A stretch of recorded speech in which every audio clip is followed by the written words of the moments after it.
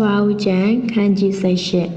ခရဖျားဒီမယေတပိတော်နာမှာအာဗြဟံအားထင်ရှားတော်မူသည့်အကြောင်းအရာဟုမူကားနေပူသောအချိန်တွင်အာဗြဟံသည်တဲတကားဝ၌ထိုင်လက်မျောကြည့်၍မိမိရှိမှလူ၃ယောက်ရက်နေကြသည်ကိုမြင်သောအခါခရီးဥကြိုပြုခြင်းကတဲတကားဝမှပြေး၍မြေသို့ဥညွတ်ချလက်အကျွန်ုပ်သခင်ရှိတော်၌အကျွန်ုပ်သည်မျက်နှာရလင်ကိုရကျွမ်းမှလွင်၍မတော်ပါနှင့်ရေအနေငယ်ကိုယူခဲ့ပါစေခြေကိုစီးပြီးလင်တစ်ပင်အောက်၌လောင်းနေကြပါလော့မို့အနေငယ်ကိုလည်းယူခဲ့ပါမည်အမောပိုင်းပြေသောအခါတွားကြပါလော့ထို့သို့သောကျေးဇူးတော်ကိုခံစေခြင်းငါကိုရကျွမ်းရှိရာသို့ရောက်ပါပြီဟုဆို၏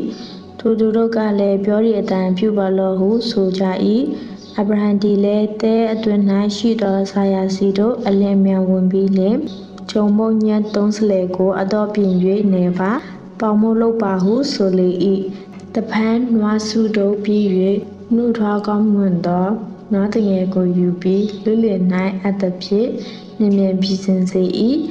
ထို့နောက်နှုတ်နှင့်နှုတ်တန်းကို၎င်းပြင်ဆင်သောနွားတငယ်ကို၎င်းထိုသူတို့ရှိမှတည်ခင်းပြီးလင်တစ်ပင်အောက်သူတို့အနားမှရက်နေ၍သူတို့သည်စားကြ၏စားပြီးသောအခါတင်၏မယားဆာယာသည်အဘယ်မှရှိသည်နည်းဟုမေးကြလျင်တဲ့အတွင်၌ရှိပါသည်ဟုပြန်ပြော၏ထိုသူတို့တွင်တပါးကလည်းဘွားချင်းစိတ်သောအခါတင်းစီတို့ငါဆက်ဆက်ပြန်လာဦးမည်ထိုအခါတင်၏မယားဆာရာဒီတာကိုရလိမ့်မည်ဟုပြောဆို၏ထိုတို့ဆိုသောသူ၏နောက်၌တကဝအနားမှဆာရာရှိသောကြောင့်ထိုစကားကိုကြား၏ထိုအခါအာဗြဟံနှင့်ဆာရာဒီအသက်ရွယ်ကြီးရင်လာ၏ဆာရာဒီမိမတို့၌ဥတုံရောက်မြဲရှိသည့်အတိုင်းမရောက်ပြီးထို့ကြောင့်ဆာရာကငါလဲအိုပြီးငါတခင်လဲအိုပြီးတို့ဖြစ်၍ငါသည်ဖြောမွေးခြင်းရှိလိမ့်မည်လောဟုဆိုလက်သိစိတ်စွာရည်လေ၏တင်၏မယားဆာရာကအကယ်၍ငါသည်အိုပြီးမှသားကိုဖားလိမ့်မည်လောဟုဆိုလက်အဘယ်ကြောင့်ရည်သည်နည်းထာဝရဘုရားမတတ်နိုင်သောအမှုတစ်စုံတစ်ခုရှိသလောချိန်ချက်သောဘွားချိန်စိတ်သောအခါတင်းစီသောငါပြန်လာ၍ဆာရာဒီသားကိုရလိမ့်မည်ဟုထာဝရဘုရားသည်အာဗြဟံအားမိန့်တော်မူ၏ဆာရာကလည်းကျွန်မမရည်ပါဟုကြောက်၍ငင်းလေ၏မဟုတ်ဘူးတင်ရည်ပြီဟုမိန့်တော်မူ၏ထိုလူတို့သည်ထိုရက်ကထ၍သောတော်မျိုးသို့မျက်နှာဖြူလဲသွားကြ၏အာဗြဟံသည်လည်းသူတို့ကိုပို့ခြင်းငါလိုက်လေ၏ထာဝရဘုရားကငါပြုမြတ်မှုကိုအာဗြဟံအားမဖော်ပြဘဲဝတ်ထားရမည်လော့အာဗြဟံသည်ကြီးမြတ်၍တကိုးနှင့်ပြည့်စုံသောလူမျိုးဖြစ်လိမ့်မည်လူမျိုးအပေါင်းတို့သည်သူအဖြစ်ကောင်းကြီးမင်္ဂလာကိုခံရကြလိမ့်မည်အကြောင်းမူကားသူသည်မိမိနောက်၌ဖြစ်သောသားများအိမ်သူများတို့အားပင်ရမင်းအရာကိုငါသိ၏သူတို့သည်လည်းထာဝရဘုရား၏တရားလမ်းသို့လိုက်၍ဟုတ်မှန်ဖြောင့်မတ်စွာကျင့်ကြလိမ့်မည်တို့ဖြစ်၍ဂတိတော်ရှိသည့်အတိုင်းထာဝရဘုရားသည်အာဗြဟံ၌ဖြစ်ရသောအခွင့်ရှိလိမ့်မည်ဟုအကြံတော်ရှိ၏ထာဝရဘုရားကသောတော်မျိုးဂေါမောရာမြို့၌ကြွေးကြော်သောအတန်တည်ကြီး၍အလွန်အဖြစ်လေးသောကြောင့်ယခုငါသား၍ငါရှိသို့ရောက်ခဲ့ပြီးသောကြွေးကြော်ခြင်းရှိသည့်အတိုင်း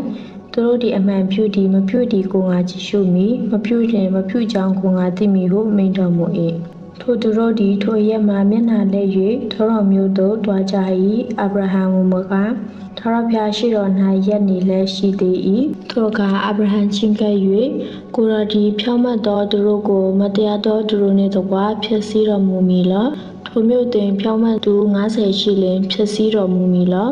ဖြောင့်မတ်သူ90ပါသောမြို့ကိုသူတို့အတွက်မနှမျောဘဲဖျက်ဆီးတော်မူမည်လောထိုတို့ပြု၍ဖြောင့်မတ်သူတို့ကိုမတရားသောသူတို့နှင့်တကွကွမြင့်ခြင်းမှုသည်ကိုယ်တော်နှင့်ဝေးပါစေတည်း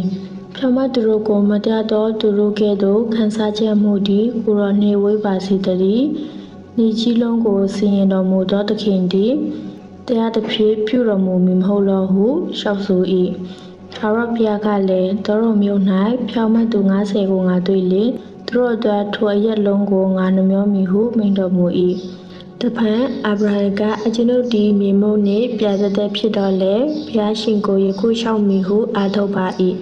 ဖြောင့်မတ်သူ90တို့တွင်9ယောက်မပြည့်လျှင်ထို9ယောက်မပြည့်ခြင်းကြောင့်ထိုမျိုးလုံးကိုဖျက်ဆီးတော်မူမည်လောဟုမေးလျှောက်ပြန်တော့ထိုမျိုး၌55ယောက်ကိုငါတွေ့လျှင်ငါမဖျက်ဆီးဟုမိန့်တော်မူ၏တဖန်တော့ထိုမျိုး၌40ကိုတွေ့ကောင်းတွေ့တော်မူလိမ့်မည်ဟု လျှောက်ဆိုပြန်လင်ထို40အတွက်ငါမပြုဘဲနေမည်ဟုမိန့်တော်မူ၏တပံတုံးအိုးဖျားရှင်စိတ်ရှိတော်မူမပါနှင့်အကျွန်ုပ်လျှောက်ပါရစေထိုမျိုး၌30ကိုတွေ့ကောင်းတွေ့တော်မူလိမ့်မည်ဟုလျှောက်ဆိုပြန်လင်ထိုမျိုး၌30ကိုငါတွေ့လေငါမပြုဟုမိန့်တော်မူ၏တဖန်တော့အကျွန်ုပ်ဒီထာဝရဘုရားကိုယခု